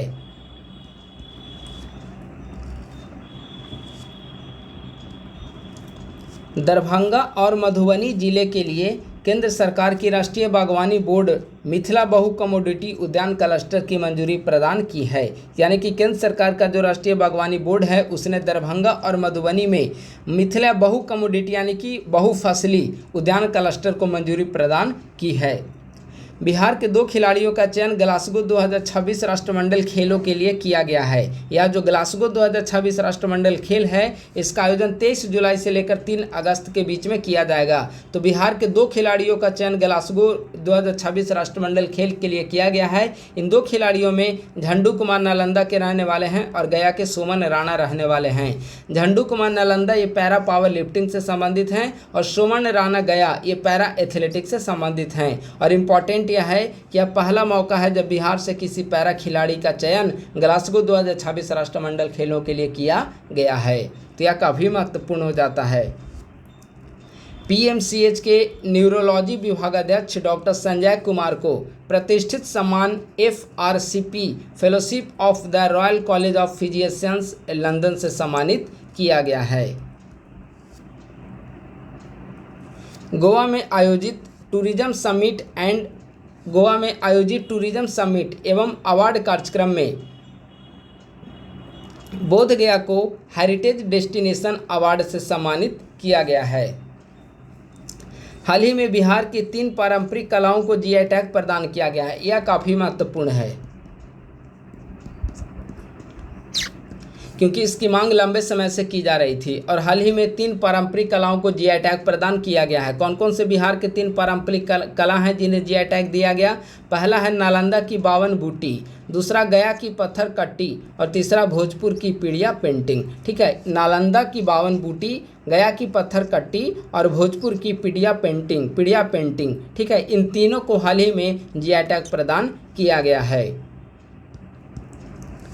पटना स्थित जयप्रकाश नारायण अंतर्राष्ट्रीय हवाई अड्डा 15 जून से पूर्णतः ग्रीन एनर्जी आधारित एयरपोर्ट बन गया है। इसके साथ ही यह एयरपोर्ट देश के उन 95 हवाई अड्डों की सूची में शामिल हो गया है जहां 100% हरित ऊर्जा का उपयोग किया जा रहा है। तो यह काफ़ी महत्वपूर्ण है। पटना स्थित जयप्रकाश नारायण अंतर्राष्ट्रीय हवाई अड्डा 15 जून से पूर्णतः ग्रीन एनर्जी आधारित एयरपोर्ट बन गया है। ठीक है, पंडित माखनलाल चतुर्वेदी पुरस्कार 2024 के लिए अखिलेंद्र मिश्रा को चुना गया है। माखनलाल चतुर्वेदी पुरस्कार 2024 किसे दिया जाएगा? अखिलेंद्र मिश्रा को माखनलाल चतुर्वेदी पुरस्कार 2024। बिहार हिंदी साहित्य सम्मेलन की अस्थायी समिति के सदस्य डॉक्टर अशोक कुमार ज्योति को भारत सरकार के जल शक्ति मंत्रालय के हिंदी सलाहकार समिति का सदस्य मनोनीत किया गया है। काफ़ी महत्वपूर्ण है। ठीक है, हाल ही में बिहार विधान परिषद के 10 सीटों पर चुनाव संपन्न हुए हैं और यह 10 सीटों पर चुनाव संपन्न हुए निर्विरोध, जिनमें 9 सीट एनडीए ने जीती और 1 सीट जो है महागठबंधन आरजेडी ने जीती। ठीक है, बिहार विधान परिषद अगर देखा जाए तो बिहार विधान परिषद में सदस्यों की कुल संख्या है 75। ठीक है, तो अगर इसका हम लोग दलवार आंकड़ा दलीय स्थिति देखा जाए, चूंकि इसमें सदस्यों की कुल संख्या है 75, तो इसमें अगर हम लोग दलीय स्थिति देखें तो 3 सबसे बड़ा दल हम लोग यहाँ पे डिस्कस करेंगे। पहले नंबर पे है बीजेपी 26 सीटों के साथ, दूसरा नंबर पे है जनता दल यूनाइटेड, इसके पास 20 सीटें हैं और तीसरे नंबर पे है आरजेडी, इसके पास 15 सीटें हैं। ठीक है, तो बिहार विधान परिषद में सदस्यों की कुल संख्या है 75 और बिहार विधानसभा में सदस्यों की कुल संख्या है 243। अगला पॉइंट है श्रीलंका में आयोजित कॉमनवेल्थ महिला शतरंज प्रतियोगिता के अंडर 20 आयु वर्ग में बिहार की महिला फीडे मास्टर मरियम फातिमा ने 3 कांस्य पदक जीता है। ठीक है, यह मुजफ्फरपुर की रहने वाली है मरियम फातिमा। तो श्रीलंका में आयोजित कॉमनवेल्थ महिला शतरंज प्रतियोगिता की अंडर 20 आयु वर्ग में बिहार की महिला फीडे मास्टर मरियम फातिमा ने 3 कांस्य पदक जीते। ठीक है, काफ़ी महत्वपूर्ण है। अगला है पश्चिम चंपारण के कुमारबाग औद्योगिक क्षेत्र में 120 करोड़ के निवेश से अत्याधुनिक कंप्रेस्ड बायोगैस सीबीजी प्लांट स्थापित करने की घोषणा बिहार सरकार के द्वारा की गई है। अहमदाबाद में 13वीं राष्ट्रीय सेरेब्रल पाल्सी एवं ऑटिज्म राष्ट्रीय प्रतियोगिता का आयोजन किया गया। ठीक है, 13वीं राष्ट्रीय सेरेब्रल पाल्सी एवं ऑटिज्म राष्ट्रीय प्रतियोगिता का आयोजन कहाँ पर किया गया? अहमदाबाद में। इसमें सीपी फुटबॉल में बिहार ने गुजरात को परास्त कर राष्ट्रीय चैंपियन बिहार बना है। ठीक है, यानी कि सीपी फुटबॉल में बिहार ने गुजरात को परास्त किया है। अगला पॉइंट है IIRF इंजीनियरिंग रैंकिंग 2026। देखिए, जो IIRF इंजीनियरिंग रैंकिंग है इसमें IIT पटना को 9वां स्थान मिला है, ये 2026 में। और 2025 में आप देखेंगे तो 2025 में IIT पटना को 10वां स्थान मिला था, 2026 में IIT पटना को 9वां स्थान मिला है। ठीक है, तो 2026 में 9वां स्थान मिला है IIT पटना को और NIT पटना को मिला है 61वां स्थान। तो IIRF इंजीनियरिंग रैंकिंग 2026। अगला है पटना हाईकोर्ट के नए मुख्य न्यायाधीश की शपथ किसने ली? तो पटना हाईकोर्ट के नए मुख्य न्यायाधीश कौन बनी हैं? मीनाक्षी मदन राय। पटना हाईकोर्ट के नए मुख्य न्यायाधीश कौन बनी? मीनाक्षी मदन राय। और यह महत्वपूर्ण है कि यह पटना हाईकोर्ट की दूसरी महिला मुख्य न्यायाधीश बनी है। ठीक है, पहली महिला मुख्य न्यायाधीश 2010 में बनी थी रेखा एम दोषित और पटना हाईकोर्ट की दूसरी महिला मुख्य न्यायाधीश बनी मीनाक्षी मदन राय। मीनाक्षी मदन राय ने संगम कुमार साहू का स्थान लिया है। जस्टिस मीनाक्षी मदन राय सिक्किम की पहली महिला न्यायाधीश थी जिन्हें सिक्किम हाईकोर्ट में न्यायाधीश नियुक्त किया गया था। ठीक है, तो यहाँ इनसे जुड़ी 3-4 चीज़ काफ़ी महत्वपूर्ण है। पहला, पटना हाईकोर्ट के नए मुख्य न्यायाधीश कौन बनाए गए? मीनाक्षी मदन राय। ये पटना हाईकोर्ट की दूसरी महिला मुख्य न्यायाधीश है। तो पहली महिला मुख्य न्यायाधीश पटना हाईकोर्ट की 2010 में रेखा एम दोषित बनी थी। मीनाक्षी मदन राय ने किनका स्थान लिया? संगम कुमार साहू का स्थान लिया है। ठीक है, इसके अलावा यह सिक्किम में भी सिक्किम की पहली महिला न्यायाधीश नियुक्त हुई थी सिक्किम हाईकोर्ट में। तो यह भी काफ़ी महत्वपूर्ण है। सिक्किम हाईकोर्ट में पहली महिला न्यायाधीश नियुक्त हुई और पटना हाईकोर्ट में दूसरी महिला मुख्य न्यायाधीश नियुक्त हुई।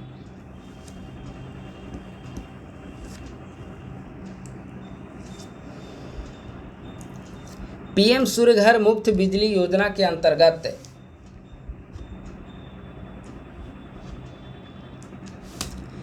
PM सूर्यघर मुफ्त बिजली योजना के अंतर्गत जिला अधिकारियों के कार्यालयों एवं आवासों की छतों पर सौर ऊर्जा सिस्टम की स्थापना में उत्कृष्ट प्रदर्शन के लिए बिहार को सम्मानित किया गया है। राज्य कैबिनेट ने messrs leap agri logistic private limited को मधुबनी के परिहारपुर में 50,000 टन क्षमता वाले अनाज भंडारण साइलो की स्थापना की स्वीकृति दी है।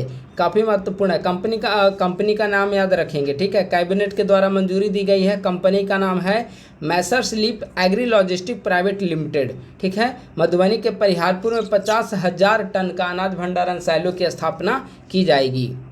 बिहार के 2 एथलीट सेतु मिश्रा और विभास्कर, इन दोनों ने एशियन एथलेटिक्स चैंपियनशिप के लिए आधिकारिक तौर पर क्वालिफाई कर लिया है। तो काफ़ी महत्वपूर्ण है, बिहार के 2 एथलेटिक्स सेतु मिश्रा और विभास्कर, ये दोनों एशियन एथलेटिक्स चैंपियनशिप के लिए क्वालिफाई किए हैं। अगला है गोवा के बम्बोलिम में संपन्न तृतीय महिला राष्ट्रीय मास्टर्स एथलेटिक प्रतियोगिता में अंजू कुमारी ने 3 स्वर्ण पदक अपने नाम किए हैं। ठीक है, अंजू कुमारी जो कि बिहार के भोजपुर की रहने वाली हैं, इन्होंने 3 स्वर्ण पदक अपने नाम किया, जिनमें 100 मीटर दौड़ में, 200 मीटर दौड़ में और 4x100 मीटर रिले स्पर्धा में। ठीक है, अंजू कुमारी 3 स्वर्ण पदक जीती, जो कि भोजपुर की रहने वाली है। और गोवा के बम्बोलिम में तृतीय महिला राष्ट्रीय मास्टर्स एथलेटिक प्रतियोगिता का आयोजन किया गया था, जहाँ पर इन्होंने प्रदर्शन करते हुए 3 स्वर्ण पदक जीता। बिहार में राज्य सरकार के द्वारा संचालित राज्य फसल सहायता योजना को बंद कर प्रधानमंत्री बीमा योजना को लागू करने का निर्णय लिया गया है। ठीक है, जो राज्य फसल सहायता योजना था, इसे बेसिकली 2018 के खरीफ फसल से लागू किया गया था, और अब राज्य फसल सहायता योजना को बंद करके प्रधानमंत्री बीमा योजना को लागू किए जाने का निर्णय राज्य सरकार के द्वारा लिया गया है।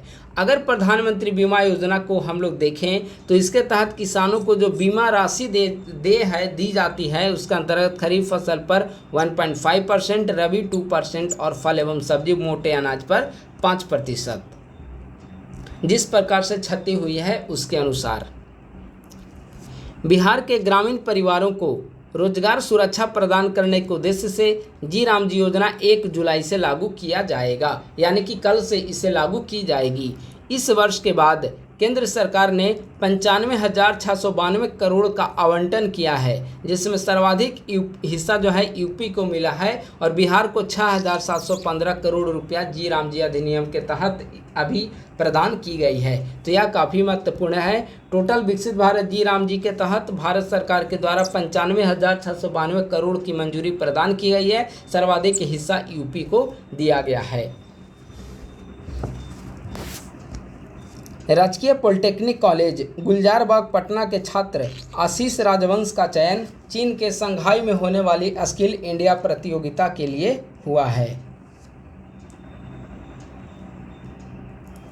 अमेरिका के स्टैनफोर्ड विश्वविद्यालय से प्रकाशित पत्रिका स्टैनफोर्ड सोशल इनोवेशन रिव्यू के अंक में राज्य में संचालित सामुदायिक पुस्तकालय सह करियर विकास केंद्र, जिसे जीविका दीदी की लाइब्रेरी भी कहा जाता है, को स्थान दिया गया है।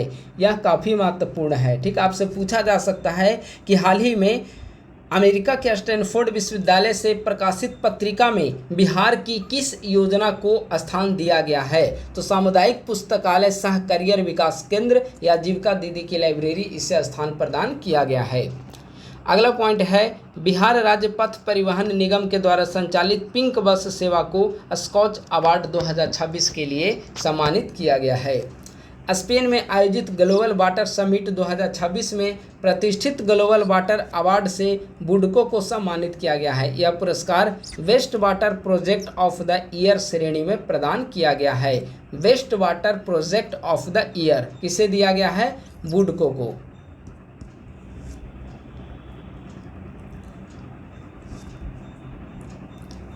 श्रीलंका में आयोजित राष्ट्रमंडल शतरंज प्रतियोगिता में बिहार के शतरंज खिलाड़ी रेयान मोहम्मद ने 2 स्वर्ण और 1 कांस्य पदक जीता है। ठीक है, राष्ट्रमंडल शतरंज प्रतियोगिता कहां पर आयोजन किया गया? श्रीलंका में। बिहार के शतरंज खिलाड़ी रेयान मोहम्मद ने 2 स्वर्ण और 1 कांस्य पदक जीता। राज्य सरकार के पशुपालन निदेशालय ने सुधा की तर्ज पर मांसाहारी खाद्य पदार्थों का अपना ब्रांड मेसा बनाने की घोषणा की है। जैसे सुधा एक ब्रांड है, उसी प्रकार से मांसाहारी खाद्य पदार्थों के लिए मेसा नाम से एक नया ब्रांड बनाने की घोषणा की है। स्वच्छ सर्वेक्षण ग्रामीण 2025 में पूर्वी क्षेत्र के राज्यों में बिहार को पहला स्थान प्राप्त हुआ है, और पूर्वी क्षेत्र में जो जिला सबसे टॉप पर है वह है बिहार का भागलपुर। दूरसंचार दिवस, जिसे 17 मई को प्रत्येक वर्ष मनाया जाता है। दूरसंचार दिवस के अवसर पर जारी रिपोर्ट के अनुसार बिहार में 5G नेटवर्क कवरेज 94% लोगों तक है, जबकि राष्ट्रीय औसत जो है 86.18% है। रोहतास जिले की तेलकप ग्राम पंचायत को 2025 की नानाजी देशमुख सर्वोत्तम पंचायत सतत विकास पुरस्कार के तहत सर्वश्रेष्ठ पंचायत श्रेणी में द्वितीय स्थान दिया गया है। तेलकप ग्राम पंचायत रोहतास जिला पहले स्थान पर है, न्यू नापम असम।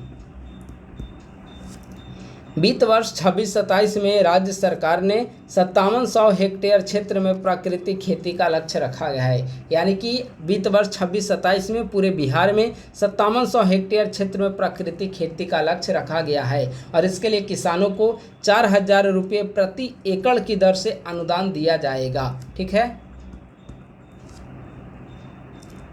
विश्व योगासन स्पोर्ट्स चैंपियनशिप के लिए भारतीय टीम में बिहार के 5 खिलाड़ियों का चयन किया गया था। ठीक है। और इन 5 खिलाड़ियों में से 3 खिलाड़ियों ने पदक जीता। जिन 5 खिलाड़ियों का चयन किया गया था विश्व योगासन स्पोर्ट्स चैंपियनशिप के लिए, उनमें सुधांशु शेखर, दिलीप कुमार, सारांश कुमार, सोनी कुमारी, साक्षी कुमारी, ये 5 खिलाड़ियां थीं जिन्हें विश्व योगासन स्पोर्ट्स चैंपियनशिप के लिए चुना गया था। विश्व योगासन स्पोर्ट्स चैंपियनशिप का आयोजन 4 से 8 जून को किया गया अहमदाबाद में।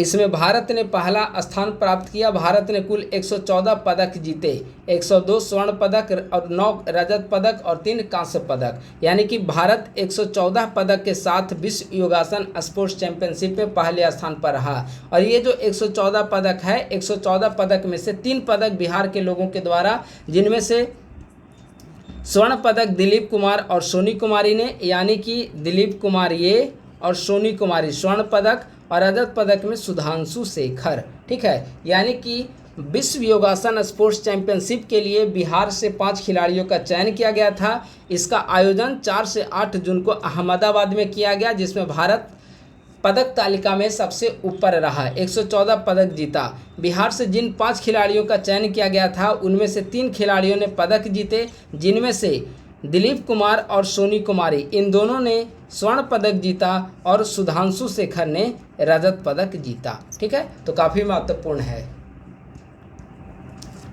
अगला पॉइंट है, बिहार राज्य निर्वाचन आयोग ने राज्य में पंचायत एवं नगर पालिका के चुनाव के लिए ईवीएम के M3 मॉडल के उपयोग की बात कही है। आरा के रहने वाली अपूर्वा वर्मा ने मिसेज इंडिया 2026 का खिताब जीता है। आरा के रहने वाली अपूर्वा वर्मा मिसेज इंडिया 2026 का खिताब जीता है, जिसका आयोजन अहमदाबाद में किया गया था। बापू टावर एवं बुद्ध सम्यक संग्रहालय को वेस्ट कंस्ट्रक्शन श्रेणी में 17वां CIDC विश्वकर्मा अवार्ड प्रदान किया गया है। कृषि विभाग के उद्यान निदेशालय को मखाना में नवाचार के लिए इंस्टीट्यूट ऑफ डायरेक्टर्स के द्वारा गोल्डन पीकॉक अवार्ड से सम्मानित किया गया। गोल्डन पीकॉक अवार्ड कृषि विभाग के उद्यान निदेशालय को दिया गया। क्यों? तो मखाना में नवाचार के लिए। हाल ही में मधुबनी के बाबूबरही प्रखंड स्थित बलिराजगढ़ में 2500 वर्ष पुराने सभ्यता के प्रमाण मिले हैं। ये जो सभ्यता के प्रमाण मिले हैं वे शुंग और कुषाण काल के पुरावशेष माने जा रहे हैं। जो बलिराजगढ़ है वह मिथिला की प्राचीन राजधानी मानी जाती है। बलिराजगढ़ जॉर्ज गियर्सन के द्वारा इसे खोजा गया था, अंग्रेज के द्वारा। यहाँ पर 2500 वर्ष पुरानी सभ्यता के प्रमाण मिले हैं। ईंट से बनी दीवार और किला के अवशेष हैं और ऐसा माना जा रहा है कि शुंग और कुषाण काल के समय के ये अवशेष यहाँ पर प्राप्त हुए हैं, मधुबनी के बाबूबरही प्रखंड के बलिराजगढ़ में।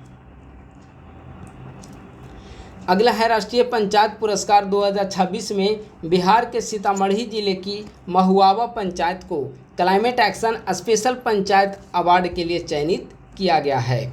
अब आइए Bihar women's kabaddi league 2026। Bihar women's kabaddi league 2026 इसका आयोजन कहाँ पे किया गया?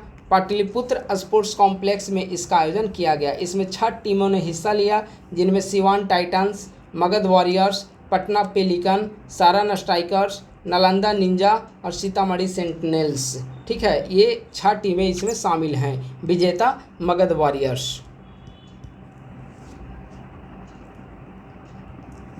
बिहार में 4 नए शिल्पग्राम विकसित करने की घोषणा की गई है। 4 नए शिल्पग्राम, 4 नए विलेज क्राफ्ट विकसित किए जाएंगे। और हमने जो 100 महत्वपूर्ण करेंट अफेयर डिस्कस किया उनमें बताया कि बिहार का पहला शिल्पग्राम या पहला क्राफ्ट विलेज जो है मधुबनी का जितवारपुर है। और इसके अलावा 4 अन्य शिल्पग्राम या विलेज क्राफ्ट स्थापित करने की घोषणा सरकार के द्वारा की गई है, जिनमें से मधुबनी का रांटी, दरभंगा का रयाम, मुजफ्फरपुर का भूसरा और गया जी का पत्थरकट्टी। ये 4 अन्य विलेज क्राफ्ट विकसित किए जाएंगे। तो टोटल बिहार में कितने विलेज क्राफ्ट हो जाएंगे? जितवारपुर, मधुबनी को मिलाकर 5। CISF की तर्ज पर बिहार राज्य औद्योगिक सुरक्षा बल का गठन नवादा एवं चंपारण में किए जाने की घोषणा की गई है। मशहूर अंग्रेज लेखक जॉर्ज ऑरवेल की हाल ही में 75वीं जयंती मनाई गई। उनका जन्म कहाँ पर हुआ था? मोतिहारी में उनका जन्म हुआ था 25 जुलाई 1903 को। 1984 या एनिमल फॉर्म इसकी जॉर्ज ऑरवेल की महत्वपूर्ण कृति है। अटलांटा स्थित जॉर्जिया स्टेट यूनिवर्सिटी का भारत के किसी राज्य में स्थापित होने वाला पहला सेंटर कौन बना? तो चंद्रगुप्त प्रबंधन संस्थान पटना, जॉर्जिया स्टेट यूनिवर्सिटी का भारत में यहाँ पर सेंटर स्थापित हुआ है, चंद्रगुप्त प्रबंधन संस्थान पटना में। बिहार सरकार ग्रीन हाइड्रोजन पॉलिसी का प्रारूप तैयार कर रही है। ठीक है, ग्रीन हाइड्रोजन पॉलिसी ऐसे अगर देखा जाए तो महाराष्ट्र देश का पहला राज्य है जिसने ग्रीन हाइड्रोजन पॉलिसी को मंजूरी प्रदान की है। बिहार सरकार के द्वारा भी ग्रीन हाइड्रोजन पॉलिसी का प्रारूप तैयार किया जा रहा है और इसके माध्यम से 2030 ईस्वी तक 0.25 MMT मिलियन मीट्रिक टन प्रति वर्ष इसका उत्पादन किया जाएगा।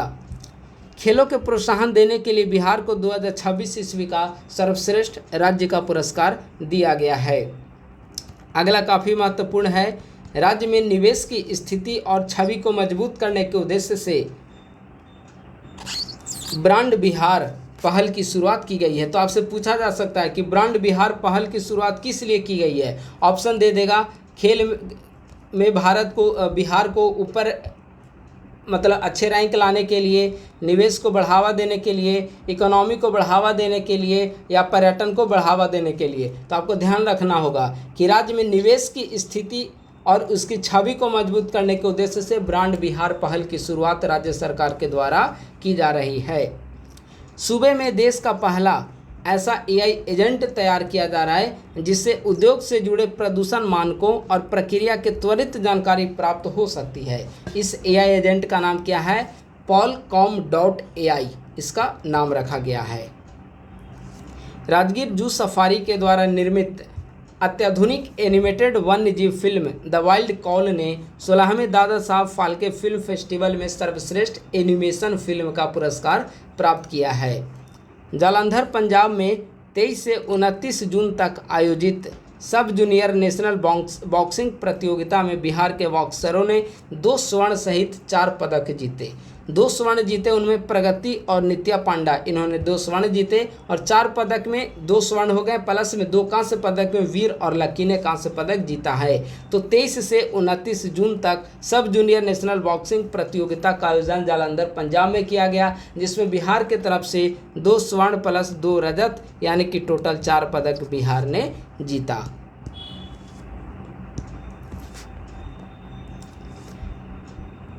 मुंगेर स्थित तारापुर को सांस्कृतिक पर्यटन केंद्र विकसित करने के लिए राज्य सरकार ने ईसा फाउंडेशन के साथ हाल ही में समझौता किया है।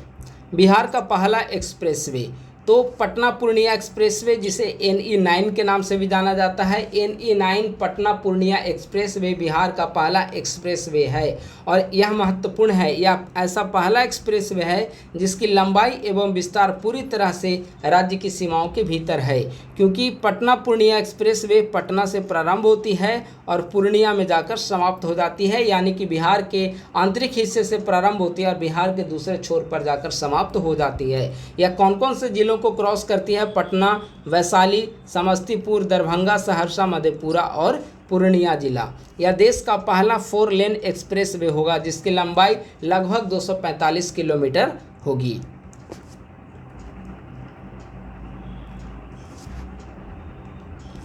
मिथिला क्षेत्र मधुबनी के आलोक कुमार झा का चयन विकसित भारत यंग लीडर्स डायलॉग 2026 के फाइनल राउंड के लिए हुआ है।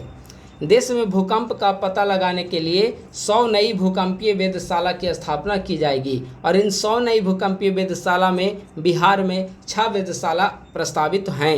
पटना, पूर्णिया, दरभंगा, मुजफ्फरपुर, रोहतास और औरंगाबाद, इन 6 जिलों में 6 नए वेधशाला स्थापित किए जाएंगे और पूरे देश भर में भूकंप का पता लगाने के लिए 100 नए भूकंपीय वेधशाला की स्थापना किए जाने का निर्णय लिया गया है।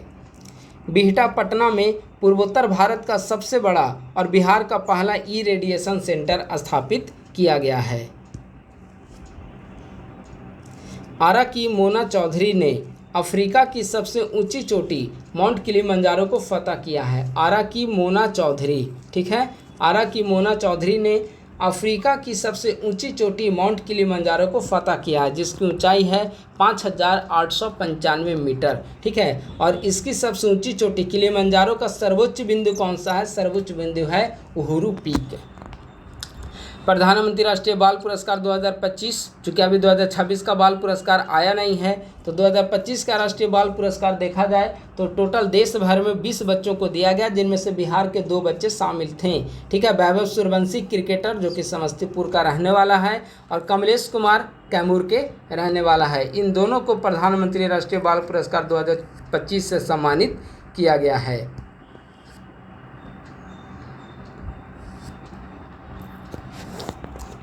मौसम विज्ञानी आरती गुप्ता, जो कि बिहार शरीफ की निवासी है, मौसम विज्ञानी आरती गुप्ता सूबे की पहली महिला बन गई है जिन्हें विश्व के सबसे ठंडे स्थान अंटार्कटिका जाने का अवसर प्राप्त हुआ है। अब आते हैं, चर्चा में रहा अभया ब्रिगेड क्या है? काफ़ी चर्चा में रहा है अभया ब्रिगेड। तो राज्य में महिला सुरक्षा को सुदृढ़ करने के उद्देश्य से राज्य सरकार के द्वारा अभया ब्रिगेड की स्थापना की जा रही है, जिसका मुख्य उद्देश्य है स्कूल या कॉलेजों में छात्राओं को सुरक्षित माहौल प्रदान करना। तो अभया ब्रिगेड आप लोग याद रखेंगे। ई वोटिंग, तो ई वोटिंग कराने वाला देश का पहला राज्य हाल ही में बिहार बना है और यहाँ पर 26 जिले के 42 नगर पालिका चुनाव में ई वोटिंग सफल रहा है। पहला ई वोटर कौन बना? चंपारण की बीवा कुमारी पहली ई वोटर या पहली महिला ई वोटर, दोनों आप कह सकते हैं, और पहले पुरुष ई वोटर मुन्ना कुमार। अगला पॉइंट है disaster risk reduction road map, ठीक है। आपदा प्रबंधन विभाग के द्वारा जारी किया गया disaster risk reduction road map. इसके अंतर्गत राज्य के जो जितने भी 38 ज़िले हैं, इन 38 ज़िलों को 5 भागों में बांटा गया और सर्वाधिक संवेदनशील जिला जो निकलकर सामने आया है वह है अररिया। अररिया सर्वाधिक संवेदनशील जिला है। गोपालगंज और कैमूर न्यूनतम संवेदनशील जिला है। औसत आपदा संवेदनशीलता कितना है? 0.46। अगला पॉइंट है राजगीर स्थित राज्य खेल अकादमी को एशियन हॉकी फेडरेशन के द्वारा हॉकी सेंटर ऑफ एक्सेलेंस के तौर पर मान्यता मिली है। देश में पहली बार किसी राज्य स्तरीय खेल अकादमी को यह सम्मान प्राप्त हुआ है। आरबीआई की सांख्यिकी पुस्तक के अनुसार बिहार की औसत आयु 69.3 वर्ष है, ठीक है। सर्वाधिक औसत आयु केरल की है 75.1 वर्ष और न्यूनतम औसत आयु छत्तीसगढ़ की है 64.6 वर्ष और बिहार की औसत आयु कितनी है? 69.3 वर्ष। ये आरबीआई की सांख्यिकी पुस्तक के अनुसार है। अगला पॉइंट है बक्सर जिले के प्रवीण सिंह को भारत सरकार ने राष्ट्रीय अटल पुरस्कार से सम्मानित किया है। यह सम्मान उन्हें बिहार के सबसे कम उम्र के श्रेष्ठ वक्ता की उपलब्धि हासिल करने के उपलक्ष्य में दिया गया। तो बक्सर जिले के प्रवीण सिंह भारत सरकार के द्वारा राष्ट्रीय अटल पुरस्कार से सम्मानित किए गए। कुछ अन्य महत्वपूर्ण तथ्य देखते हैं जहां से सवाल पूछा जा सकता है। वन लाइनर, बिहार का मैनचेस्टर किसे कहा जाता है? बिहार का मैनचेस्टर गया जिला। बिहार का कश्मीर ककोलत नवादा। बिहार की सांस्कृतिक राजधानी दरभंगा। बिहार का गरबा किस नृत्य को कहा जाता है? झिझिया नृत्य को। बिहार का सिल्क सिटी भागलपुर। बिहार का चित्तौड़गढ़ औरंगाबाद। बिहार की मिनी दार्जिलिंग पूर्णिया को। ठीक है, ये सारे महत्वपूर्ण तथ्य जहाँ से प्रश्न पूछे जा सकते हैं। बिहार का मैनचेस्टर गया, बिहार का कश्मीर का कोलत या नवादा, बिहार की सांस्कृतिक राजधानी दरभंगा, बिहार का गरबा झिझिया नृत्य, बिहार का सिल्क सिटी भागलपुर, बिहार के चित्तौड़गढ़ औरंगाबाद और बिहार का मिनी दार्जिलिंग पूर्णिया को। ठीक है, महत्वपूर्ण योजनाएं भी हम लोग देख लेते हैं। 3-4 स्कीम जो है बिहार सरकार के द्वारा पिछले वर्ष लॉन्च किए गए थे। बिहार के जो बिहार विधानसभा चुनाव होना था 25 में इलेक्शन से पूर्व, उनमें पहला था मुख्यमंत्री कन्या विवाह मंडप योजना। बिहार कैबिनेट के द्वारा 24 जून 2025 ईस्वी को इसकी मंजूरी प्रदान की गई थी। इसके अंतर्गत राज्य के सभी 8053 ग्राम पंचायतों में विवाह मंडप के निर्माण किए जाने का लक्ष्य रखा था और प्रत्येक पंचायत में विवाह मंडप के निर्माण के लिए 50 लाख रुपये बिहार सरकार के द्वारा प्रदान किया गया था। इसका संचालन जीविका दीदियों के द्वारा किया जाएगा। इसके लिए मुख्यमंत्री कन्या विवाह मंडप योजना के लिए कैबिनेट के द्वारा 40 अरब 26 करोड़ 50 लाख रुपये वित्तीय स्वीकृति प्रदान की गई थी। तो यह हो गया मुख्यमंत्री कन्या विवाह मंडप योजना। 24 जून 2025 को राज्य के सभी ग्राम पंचायतों में 50 लाख रुपये प्रति पंचायत की दर से विवाह मंडप का निर्माण किए जाने का लक्ष्य। दूसरा स्कीम है मुख्यमंत्री विद्युत उपभोक्ता सहायता योजना। 1 अगस्त 2025 से सभी घरेलू उपभोक्ताओं को 125 यूनिट तक बिजली मुफ्त प्रदान किया जा रहा है मुख्यमंत्री विद्युत उपभोक्ता सहायता योजना के तहत। अगला पॉइंट है मुख्यमंत्री प्रतिज्ञा योजना। जो मुख्यमंत्री प्रतिज्ञा योजना है, मुख्यमंत्री प्रतिज्ञा योजना को 1 जुलाई 2025 ईस्वी को कैबिनेट की मंजूरी प्रदान की गई है। काफ़ी महत्वपूर्ण है। 1 जुलाई 2025 मुख्यमंत्री प्रतिज्ञा योजना को कैबिनेट की मंजूरी मिली 1 जुलाई 2025 को। इसका उद्देश्य क्या है? युवाओं को प्रशिक्षण, कौशल विकास और आत्मनिर्भर बनाना। पात्रता 18 वर्ष से 28 वर्ष इसकी पात्रता है। अवधि इंटर्नशिप की अवधि 3 से 12 महीने तक। अगर कोई 12th उत्तीर्ण व्यक्ति इसके मुख्यमंत्री प्रतिज्ञा योजना के तहत इंटर्नशिप करता है तो उसे 4000 रुपये प्रति माह इंटर्नशिप की राशि प्रदान की जाएगी। ITI या डिप्लोमा उत्तीर्ण अभ्यर्थी है तो 5000 रुपये प्रति माह और UG या PG तो 6000 रुपये प्रति माह उसे इंटर्नशिप राशि प्रदान किया जाएगा। इसका लक्ष्य क्या है? तो वित्त वर्ष 25-26 में 5000 लाभार्थियों का चयन किया जाएगा। इसके तहत अगले 5 वर्ष में 1 लाख युवाओं को लाभ दिए जाने का लक्ष्य रखा गया है मुख्यमंत्री प्रतिज्ञा योजना के तहत। अगला पॉइंट है मुख्यमंत्री महिला रोजगार योजना। यह भी काफ़ी महत्वपूर्ण है। पिछले साल यही 3-4 स्कीम लॉन्च किए गए थे जो काफ़ी महत्वपूर्ण है। तो मुख्यमंत्री महिला रोजगार योजना कब शुरुआत की गई? 26 सितंबर 2025 को शुरुआत की गई प्रधानमंत्री के द्वारा। इसका उद्देश्य क्या है? महिलाओं का आर्थिक सशक्तिकरण। आप सभी जानते हैं मुख्यमंत्री महिला रोजगार योजना के तहत बिहार में महिलाओं को 10,000 रुपये प्रत्येक को प्रदान किया गया। ठीक है, तो सरकार का लक्ष्य था कि आर्थिक सशक्तिकरण किया जाएगा। 10,000 रुपया उन्हें कोई भी स्टार्टअप को शुरुआत करने के तौर पे दिया जाएगा और अगर वे कार्य करती हैं तो उनका कार्य का मूल्यांकन किया जाएगा और मूल्यांकन करने के पश्चात आगे 2 लाख रुपये तक की राशि प्रदान की जाएगी। ये जो 2 लाख रुपये तक की राशि प्रदान किया जाएगा वे अगले 4 चरणों में दिया जाएगा। 20,000 रुपये पहले चरण में, फिर 40,000 रुपये, फिर 80,000 रुपये और फिर 60,000 रुपये। ठीक है, तो इसकी शुरुआत की गई थी 26 सितंबर 2025 को और उसी दिन 26 सितंबर 2025 ईस्वी को 75 लाख महिलाओं को 10,000 रुपये की सहायता, आर्थिक सहायता राशि प्रदान की गई। कौन सा मंत्रालय मुख्यमंत्री महिला रोजगार योजना से संबंधित है? तो ग्रामीण विकास विभाग मुख्यमंत्री महिला रोजगार योजना से संबंधित है। ठीक है, तो यह हो गया आपका बिहार का करेंट अफेयर। जितने महत्वपूर्ण स्कीम थे या फिर इस दौरान महत्वपूर्ण करेंट इवेंट्स हुए, महत्वपूर्ण वन लाइनर कुछ वैसे पॉइंट्स थे, ठीक है, उन सभी को आज के इस वीडियो में डिस्कस कर दिया गया है। ठीक है, जून 2025 से लेकर जून 2026 तक का पूरे 1 साल का बिहार करेंट अफेयर यहाँ पर आज के इस वीडियो में डिस्कस कर दिया गया है। इसका PDF जो है हमारे करेंट अफेयर बैच में प्रोवाइड करा दिया जाएगा। कल परसों तक इसका PDF भेज दिया जाएगा। और बिहार करेंट अफेयर का मैराथन वीडियो बेसिकली था। पूरे 1 साल का करेंट अफेयर यहाँ समाप्त होता है। अगले वीडियो में नेशनल और इंटरनेशनल करंट अफेयर्स जो कि इस साल का होगा, उसमें न्यूज़पेपर का भी नोट्स कंपाइल रहेगा और अन्य सारे नोट्स कंपाइल होंगे और उसे 7 या 8 तारीख को हमारे यूट्यूब चैनल पर उसे डिस्कस कर दिया जाएगा। ठीक है, तो आज का बिहार करंट अफेयर का सेशन यहीं पर समाप्त होता है। अगर आज का वीडियो पसंद आया तो लाइक, सब्सक्राइब और शेयर करना ना भूलें। अपने दोस्तों के साथ जरूर शेयर करें। थैंक यू सो मच, बहुत बहुत धन्यवाद।